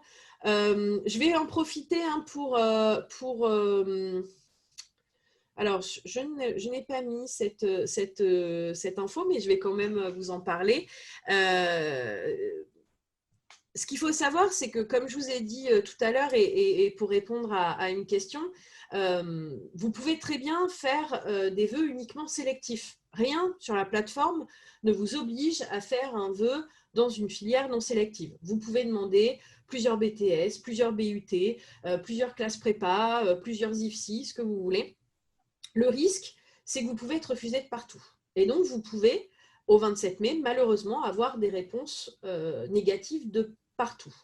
Alors, pour éviter ça, déjà, on peut effectivement, avant le 11 mars, émettre un vœu dans une filière non sélective, pour laquelle, malheureusement, vous pouvez être en attente. Mais si, malheureusement, vous êtes pris nulle part, alors, sachez déjà que vous pouvez être accompagné par le rectorat dans toutes ces démarches, hein, et notamment, vous pouvez saisir une commission d'accès à l'enseignement supérieur. Je ne vais pas en parler beaucoup, ni même là de la procédure complémentaire, mais simplement pour vous dire que tout n'est pas non plus figé dans le marbre. Hein. Voilà. Mais en tout cas, il y a des choses qui existent. Et donc, à partir du 16 juin notamment, vous avez la possibilité d'émettre à nouveau des vœux pour tout un cas de figure. Hein. Je n'ai pas fait mon dossier, je ne les ai pas validés, j'ai oublié de les mettre. Donc, on va réouvrir, si vous voulez, la plateforme pour les vœux uniquement dans les formations où il reste de la place. Alors, je sais que là, au 16 février, vous parlez de ce qui va se passer le 16 juin, c'est très lointain. On pourra avoir l'occasion d'en discuter ultérieurement, mais sachez quand même que ce sera uniquement dans les formations où il reste de la place. Donc moi, je réponds par exemple à des centaines de mails qui me disent « Je ne trouve pas telle formation, est-ce que c'est normal ?» Oui, c'est normal parce qu'il n'y a plus de place. Donc, ce n'est pas forcément quelque chose sur lequel il faut absolument compter, mais c'est une possibilité, une opportunité qui est donnée pour ceux qui, malheureusement, n'auraient pas eu de vœux, de propositions qui leur sont faites, ou qui préféraient éventuellement un autre vœu voilà, auquel ils n'auraient pas pensé. Par contre, attention, à partir du moment où vous avez déjà formulé un vœu et pour lequel vous avez eu un refus ou malheureusement que vous avez décidé de refuser pour X ou Y raison, vous ne pourrez pas formuler à nouveau ce vœu. Hein. Si vous avez, je ne sais pas, refusé le BTS X, vous ne pouvez pas le redemander. Si vous avez refusé la licence Y, vous ne pouvez pas la redemander. Voilà, ça c'est petite info à savoir. Alors, du coup, il y a une question. Oui. Oui, il n'y a pas de point d'interrogation, mais cela veut-il dire que si nous nous retrouvons pas de place dans tous nos vœux, nous nous retrouvons. Alors, j'ai pas eu la fin de la réponse. Je vais enlever le partage d'écran. Donc, cela veut dire que si nous ne trouvons pas de place dans tous nos vœux, nous nous retrouvons ipso facto sans rien. Et bien, malheureusement, Waïd ou Yacine, peut-être c'est votre prénom, ça peut être le cas. Ça peut être le cas, d'où le fait d'anticiper ce genre de choses. Vraiment, pour moi, en matière, et là notamment hein, quand on parle de sélection, de tous ces processus-là, le plus important, c'est d'anticiper. Et l'anticipation, c'est notamment, avant le 11 mars, d'émettre un vœu, même si ce n'est pas votre vœu préféré, même si ce n'est pas forcément celui qui vous intéresse le plus, mais d'assurer un vœu... Là aussi, ce n'est pas forcément de raison, mais voilà, de vous dire que malheureusement, les choses peuvent mal tourner entre guillemets. Et donc, l'idée, effectivement, c'est de prévoir ce genre de choses. Donc oui, malheureusement, nous, chaque année, on a des lycéens, des étudiants qui ne font que des vœux sélectifs. Alors, moi, entre guillemets, je peux les comprendre. Vous êtes intéressé que par des BTS ou que par des BUT. Pourquoi vous iriez mettre une licence? Ça, moi, je le comprends totalement. Le souci, c'est que les BTS et les BUT ne sont pas obligés de vous prendre. Et donc, si vous avez d'autres personnes qui candidatent et qui ont des dossiers meilleurs que le vôtre, eh bien, vous prenez un risque d'être refusé de partout.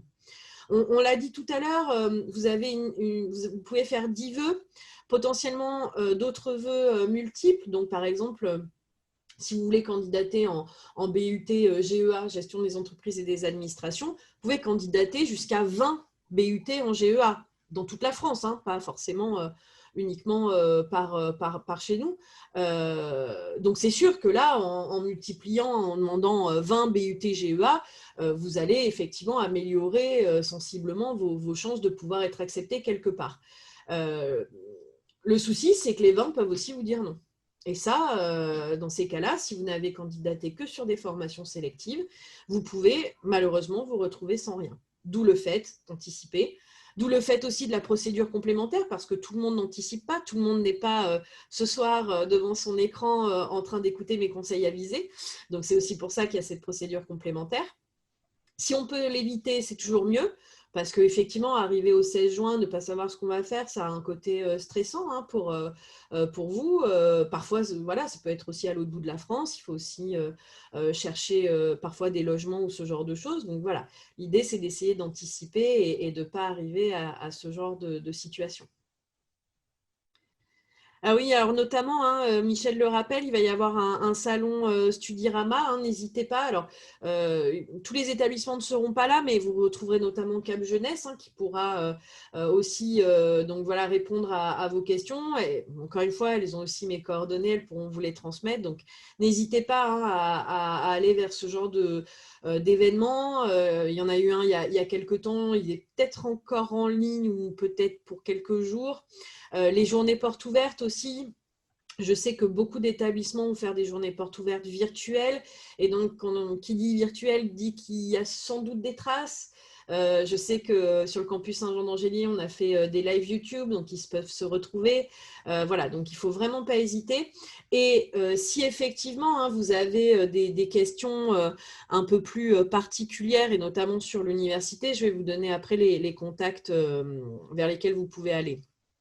Alors, donc Ingrid, de ce fait, si on a au moins un vœu en formation non sélective, on sera forcément accepté dans cette formation. Alors, j'en ai un petit peu parlé tout à l'heure, Ingrid, peut-être que vous n'étiez pas là. Qui dit non sélective ne veut pas dire que malheureusement on peut prendre tout le monde. Le souci, c'est que les formations non sélectives, donc les licences, ont des capacités d'accueil. Ces capacités d'accueil, vous allez les retrouver sur Parcoursup, elles sont assez bien indiquées. Et vous allez aussi retrouver sur Parcoursup un taux d'accès à la formation. Donc, c'est savoir sur le nombre de candidats qu'on a reçus, le nombre de candidatures, de dossiers qu'on a reçus l'an dernier, combien en pourcentage ont été admis à suivre la formation. Je vais pas, j'espère que je ne vais rien vous apprendre, mais on a des formations qui sont plus demandées que les autres.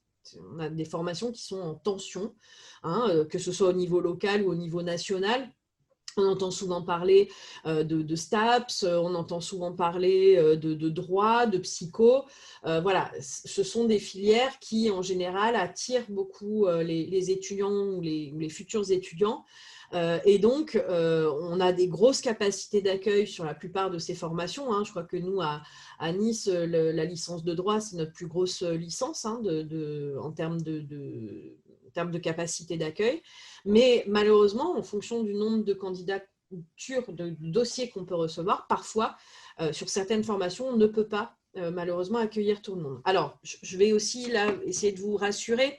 On essaye On essaye de pousser un peu les murs, on essaye d'augmenter nos capacités d'accueil, mais voilà, on sait qu'on a des formations où c'est très tendu, c'est très demandé, où les gens ne se désistent pas forcément.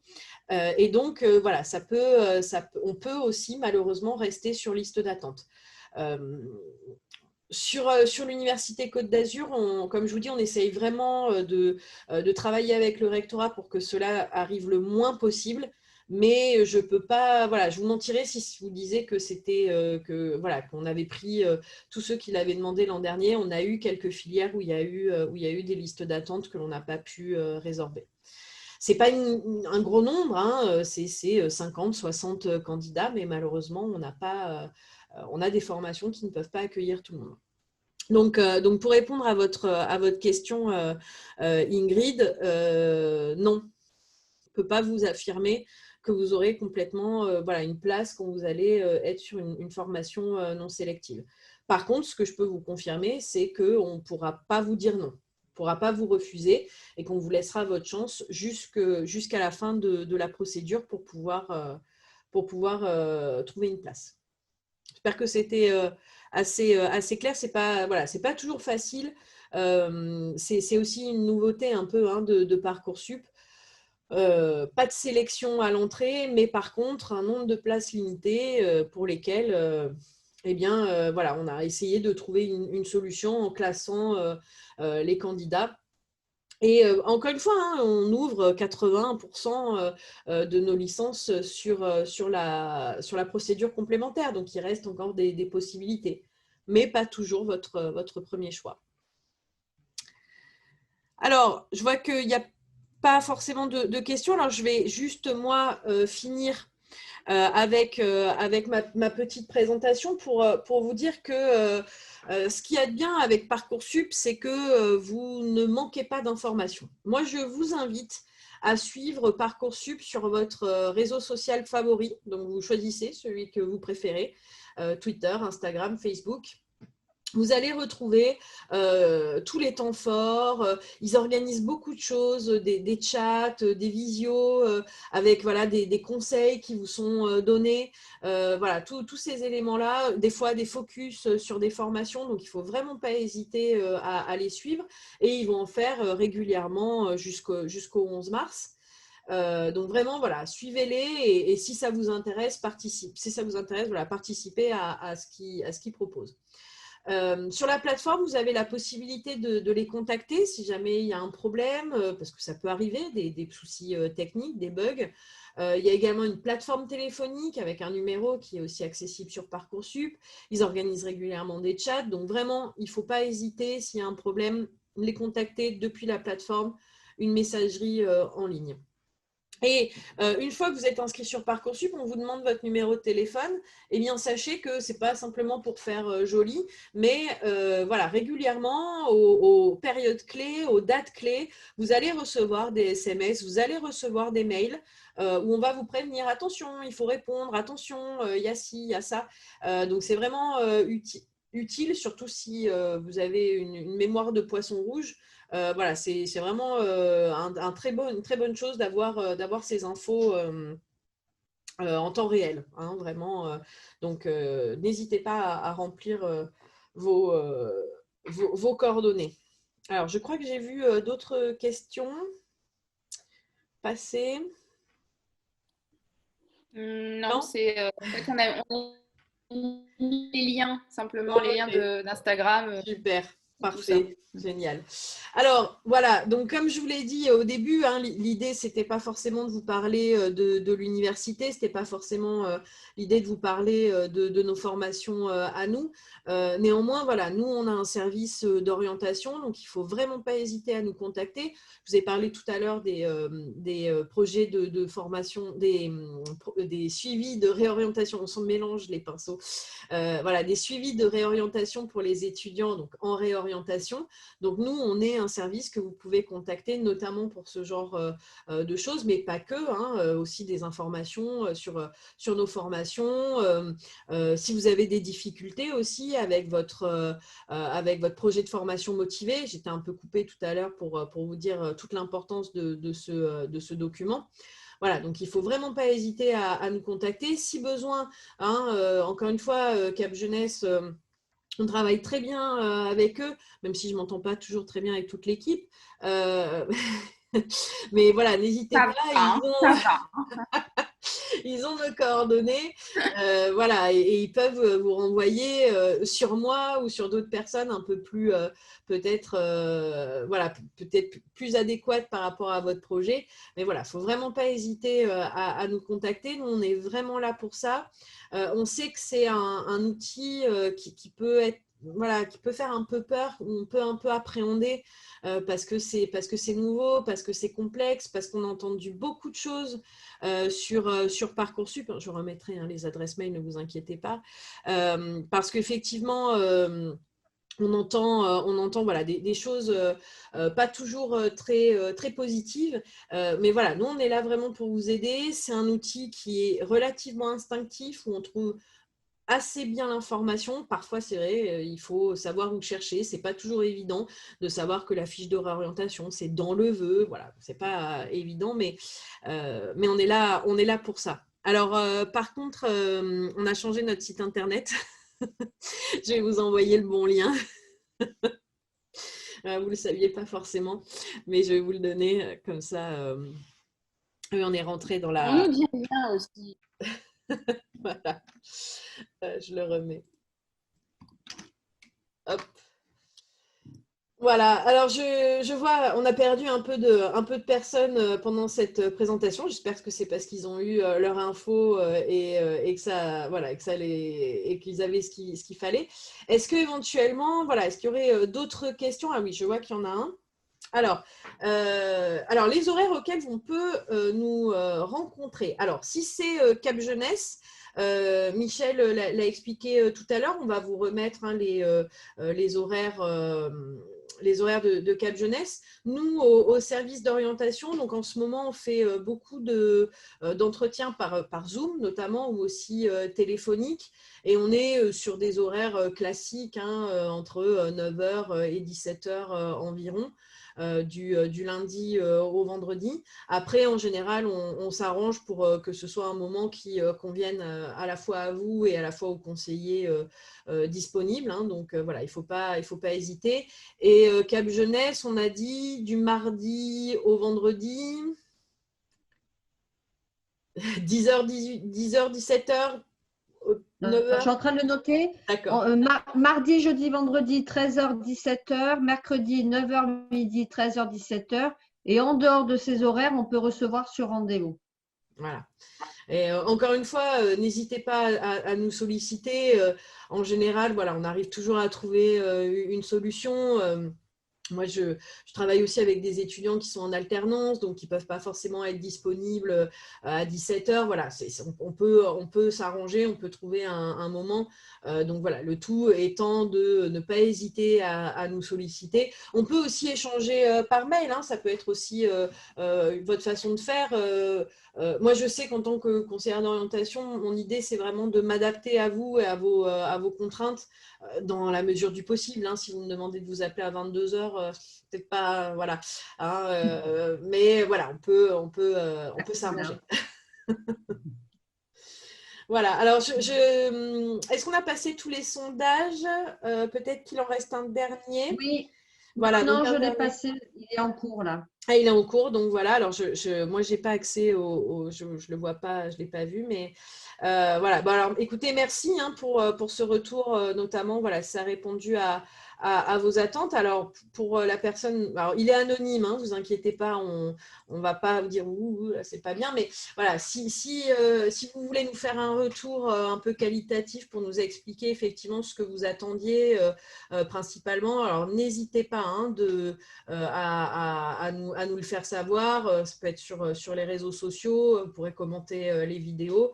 Vraiment, voilà, l'idée, on est dans une amélioration constante, on essaye en tout cas, et l'idée est de répondre vraiment à vos besoins. Et donc, s'il y a des questions, voilà, encore, moi, je suis encore disponible. Donc, s'il y a des questions un peu plus précises, si vous voulez que je revienne sur le projet de formation motivée, j'ai bien senti que vous ne me motivez pas trop de savoir ça, mais vraiment, je vais insister, c'est important parce que ce document est lu et il est vraiment essentiel dans votre candidature.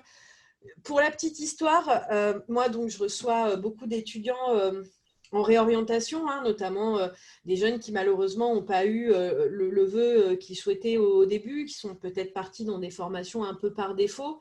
Et c'est vrai que quand on leur demande ce qui n'a pas fonctionné, eh ben, on s'aperçoit qu'en fait, le projet de formation motivée n'était pas du tout développé.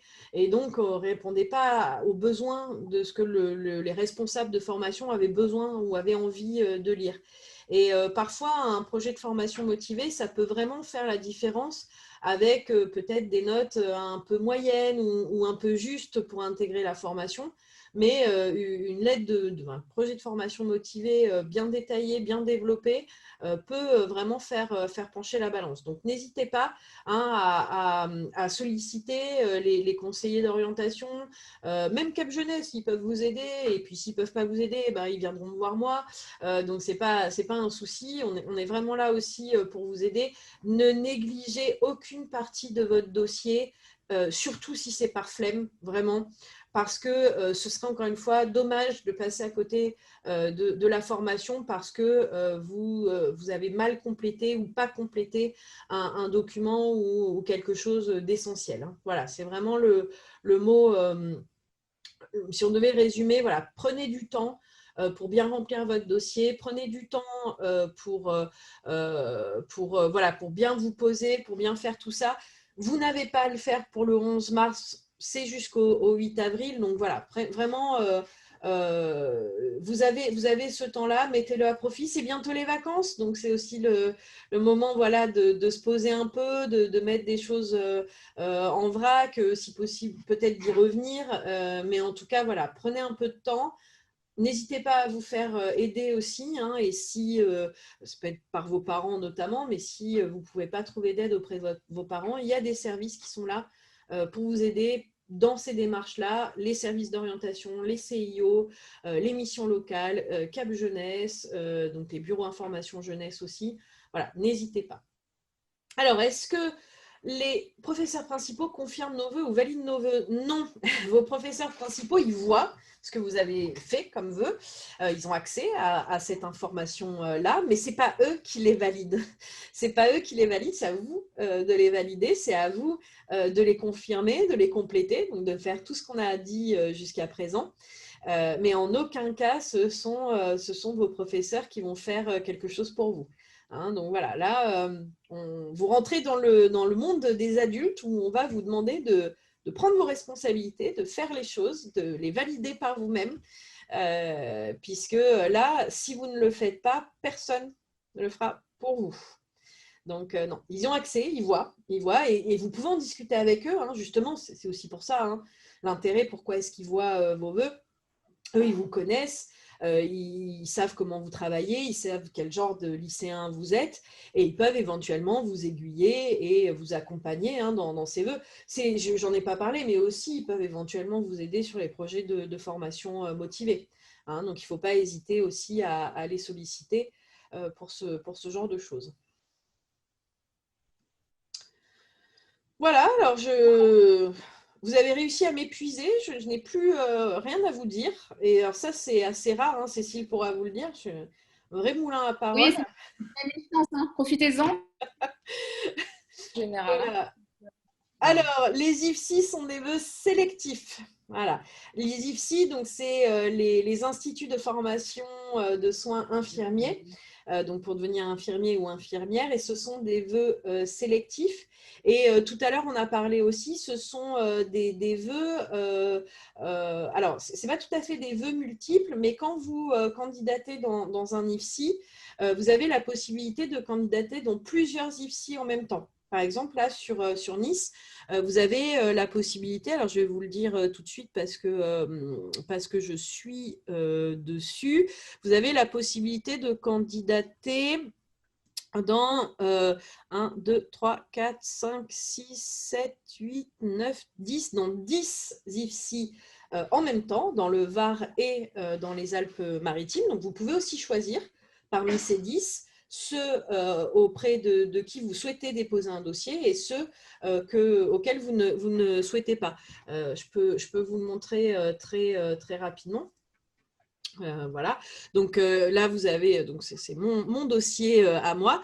Là vous voyez, j'ai déposé un dossier pour les IFSI, donc je les ai tous choisis, j'ai tous choisi la liste. Mais par contre, si je prends par exemple, voilà, j'ai fait sur les passes aussi, je peux choisir de dire non, celui-là, je n'ai pas envie de candidater. Et c'est, alors je vais essayer de, il faut que je me reconnecte. Est-ce que on peut, oui, on peut modifier la liste à tout moment. C'est-à-dire que si je dis, bah non, finalement, le Var, j'ai pas envie d'y aller, c'est trop loin, trop compliqué, eh bien, vous voyez, je peux modifier la liste des établissements dans lesquels je veux déposer mon dossier. Tant que celui-ci, bien sûr, n'est pas validé, puisqu'à partir du moment où il est validé, on ne peut plus le toucher sur la partie « veut ». Hein, pas sur la partie activité où là on a un moment pour le faire. Alors j'ai vu qu'il y avait une autre question. Toutes les licences sont non sélectives. Alors c'est une question intéressante parce qu'on va avoir des licences qui vont être sélectives, c'est ce qu'on appelle les doubles licences. Les doubles licences, donc, ce sont des diplômes donc, sélectifs où vous allez suivre en parallèle 2 licences en même temps. Alors, on allège un petit peu les programmes des 2 licences, mais c'est un cursus qui est un peu exigeant en termes de travail, en termes d'heures aussi, de cours. Et donc, pour ce type de formation, elles sont sélectives. Alors là aussi, ne vous inquiétez pas, hein, quand on est sur Parcoursup, on voit hein, si la formation est sélective ou non. Je vais quand même vérifier avant de vous dire, de vous montrer ça si jamais ce n'est pas le cas. Mais normalement, vous voyez bien quand on est sur la fiche que la formation est sélective. Ouais, effectivement, je vais vous le montrer. Voilà, donc là, je suis sur Parcoursup. Donc, j'ai choisi notamment une double licence sociologie-économie, complètement au hasard en plus. Et là, vous voyez, il y a effectivement inscrit que la formation est sélective. Si je prends une autre licence, alors je vais essayer d'en avoir une… voilà, par exemple celle-là, donc une licence en LEA, anglais-portugais. Là, ici, je n'ai pas l'information comme quoi elle est sélective, donc c'est une formation non sélective. Donc, c'est relativement bien indiqué, il faut quand même un peu regarder la formation, mais on voit l'information apparaître. Tout à l'heure, hein, je vous ai dit qu'on avait accès à un certain nombre d'informations. Hein, je vous ai parlé des frais de scolarité qu'on va retrouver ici. Je vous ai parlé du dispositif de réussite. Hein, on va le retrouver aussi là. Donc, ce dispositif uniquement pour les filières non sélectives, hein, justement, ne le retrouvera pas ailleurs. Et je vous ai parlé aussi de tous les chiffres clés, donc à savoir le nombre de places, les vœux qui ont été formulés l'année précédente, les candidats qui ont eu une proposition. Voilà, donc ce sont toutes ces informations que vous allez pouvoir retrouver en direct des fiches de formation. Hein, voilà. Vraiment, toutes les infos sont disponibles ici. Et ça, alors moi, je vous ai montré des licences, mais je vais prendre la classe prépa. Hein, vous avez les mêmes informations avec les frais. Éventuellement, là, en plus, on a les doubles inscriptions.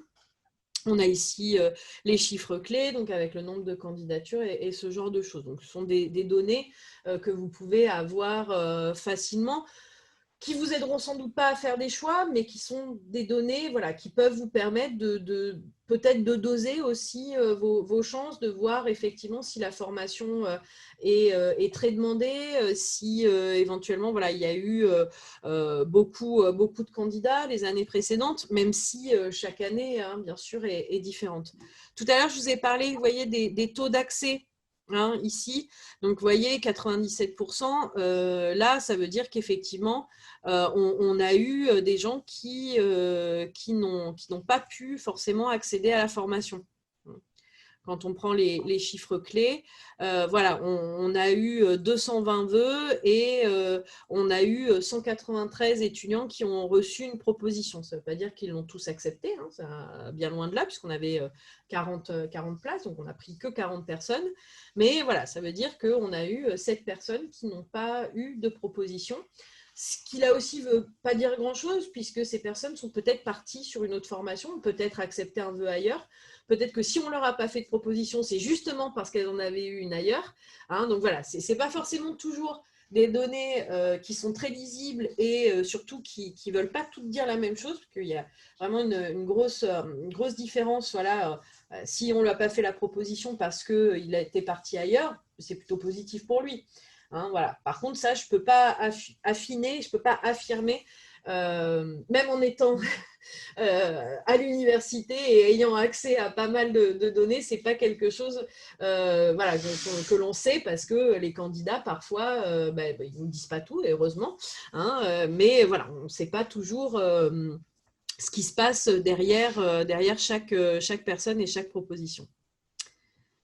Voilà un petit peu ce que je pouvais vous dire d'autre sur la plateforme. Alors, c'est très dur d'être exhaustif hein, sur Parcoursup. Vous avez vu parmi les questions que vous avez posées, hein, il y a des choses qui sont très précises, qui sont voilà, très techniques aussi, qui vont vraiment dépendre d'une formation en particulier, donc pour laquelle il est compliqué de vous donner une réponse, encore une fois, très précise quand on ne travaille pas dans cet établissement, qu'on ne connaît pas forcément cette formation. Donc vraiment, voilà, n'hésitez pas hein, à contacter les établissements. Et à mon avis, ils ne sont pas très contents parce qu'ils reçoivent plein de demandes, mais on est là aussi hein, pour ça. On est là pour répondre à ces questions. Il y a beaucoup d'informations qui sont données sur Internet. N'hésitez pas à vous renseigner avant, en suivant les réseaux sociaux, que ce soit ceux de Parcoursup, ceux des établissements, ceux de Cap Jeunesse. Voilà, vraiment, il y a plein d'infos qui circulent. Mais après, si vous avez un doute, n'hésitez pas hein, à nous contacter.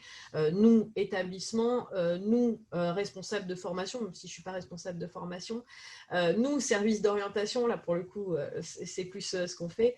Voilà, donc vraiment, n'hésitez pas. Voilà, je reçois des messages de remerciement. Alors, merci à tous pour votre écoute attentive, pour vos questions très pertinentes. Hein, vraiment, moi, chaque fois, je suis bluffée. Hein, on est sur des choses vraiment très précises et très, très techniques. Voilà. Encore une fois, hein, si vous avez des questions, profitez-en, c'est maintenant, mais peut-être que je vais vous laisser, Michel et Cécile, le mot de la fin. Bon, clairement, tu les as épuisés. Ils sont au bout de leur vie, là. Voilà, merci beaucoup effectivement d'avoir été présente du début à la fin, je pense, pour certains. Merci à Camille pour ta présentation qui était très, très claire. Tu as voilà, ta disponibilité pour avoir répondu à toutes les questions et en plus, tu laisses les portes ouvertes si jamais il y a besoin de te reposer des questions. Il y a toutes les coordonnées dans le chat, donc il ne faut pas hésiter à les noter et à venir nous rencontrer. À Cap Jeunesse, je ne vais pas vous mentir, on n'est pas du tout des spécialistes de Parcoursup dans la mesure où en plus, on n'a aucun accès sur cette plateforme. Donc, merci donc du coup encore plus à Camille. Mais pour toute autre question, n'hésitez pas vraiment à venir nous rencontrer. On trouvera toujours une solution à un problème. Voilà, écoutez, on vous souhaite à tous et à toutes une très, très belle soirée. De bonnes vacances pour ceux qui seront en vacances prochainement. Ouais, et puis, plein de voilà. positifs sur Parcoursup. Hein. Là, on espère, avec tous les conseils que vous avez donnés. Et rendez-vous sur le site en fait aussi de Cap Jeunesse. On vous a mis dans le chat différents types de forums qui vont avoir lieu. Camille en a parlé au début de la réunion. Il y a un forum pas uniquement axé job d'été, job étudiant, mais c'est quand même un forum job d'été, job étudiant en plus du reste, qui aura lieu virtuellement le 28 avril. Vous aurez toutes les infos sur le site de Cap Jeunesse et également celui de l'université, donc le site de Camille. Merci beaucoup, bonne soirée à vous et merci puis à très tous bientôt. pour votre attention et pour vos questions.